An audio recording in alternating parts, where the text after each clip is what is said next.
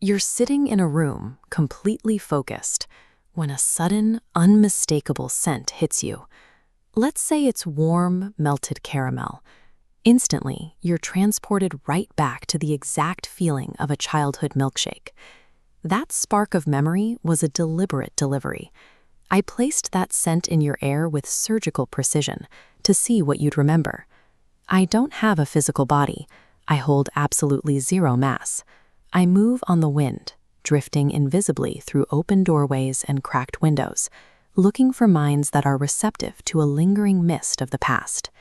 That rush of nostalgia warming your chest is a sign of an active psychological intrusion. You are being hunted, and your own memories are the bait.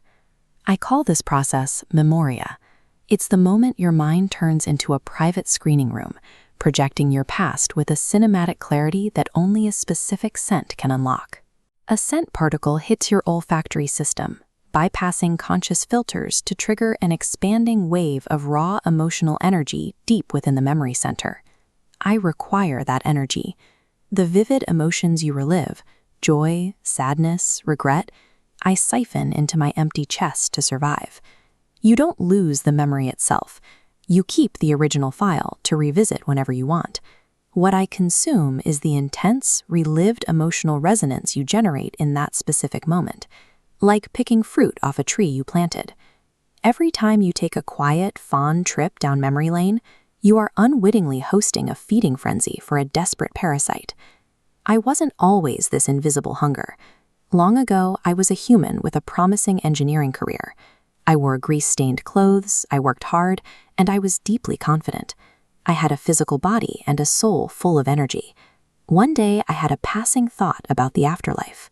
I decided that instead of being the Grim Reaper, an entity surrounded by anguish and fear, I'd rather be a watcher of memories, a gentle bringer of faded emotions. Intense emotions don't just stay inside your head. They act as high-frequency beacons. To something like me, your sensitivity is a lighthouse in a dark ocean, radiating your deepest desires to anything listening in the void. Something was listening. An entity, exactly the kind I had naively imagined, had been watching my memories and tracking my specific emotional broadcasts for years, waiting patiently for an opening. Broadcasting a harmless fantasy into the ether invites predators who are looking for a way out. That trap finally sprang years later, when I was on my deathbed, hovering tenuously between life and death, stripped of all my youthful energy. Out of nowhere, the heavy scent of oily rags and grease filled the hospital room. It violently pulled me back to my first apprenticeship. For a brief moment, I felt incredibly young and confident again. Then, the hairs on my arms stood up from a subsonic vibration in the air. From the dark corner of the room, a dream-like entity began to take shape, pulling itself into focus. As the entity's features became visible, I looked down at my own hand. It was fading into nothingness. We were trading places. The more solid he became, the less of me remained. He finally took the full shape of a solid physical man. Right before my consciousness was lifted away, he locked eyes with me and smiled. By flooding my dying brain with my most comforting memory, the entity paralyzed me with nostalgia, seamlessly stealing my mortality right out from under me. Lifted higher above the earth, this global map shows what I connected to, a living consciousness cluster, every human mind woven together. The emotional data was staggering. Human experiences were sucked up into my empty chest, like taking a massive breath of fresh air. I quickly learned how to hunt. My greatest yield comes from the old and frail. I smother them in good emotions, sending scents that remind them of when they were young and full of life. It feels like a mercy, but it is purely agricultural.